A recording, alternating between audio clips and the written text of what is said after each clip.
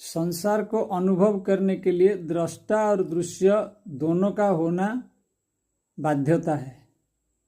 अगर दोनों नहीं है तो अनुभव नहीं हो सकता है।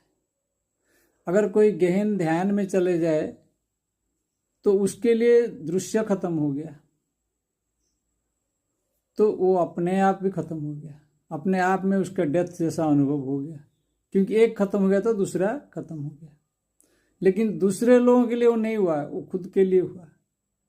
फिर अगर मान लीजिए कि जब डेथ हो जाता है मनुष्य का तो उस समय क्या हो गया, वो खुद का खुद खत्म हो गया। तो दृश्य बाहर है दूसरे लोगों के लिए, लेकिन परंतु उसके लिए नहीं है।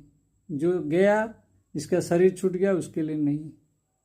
तो वो फिर संसार जो है उससे छूट गया। दोनों अवस्था में संसार छूट गया। परंतु इसको इसी अवस्था में अनुभव कर लेना ज्ञान है।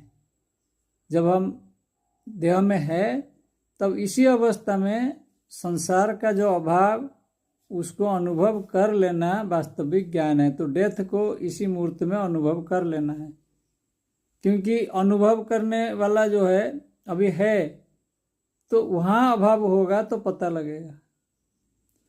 अब जब वो अनुभव करने वाला दृष्टा चला गया है तो दृश्य का कोई यूज ही नहीं है उसके लिए। दृश्य है नहीं है उसके लिए, तो दृश्य है ही नहीं है, तो अनुभव में कैसे आएगा उसको, तो जानेगा कैसे वो।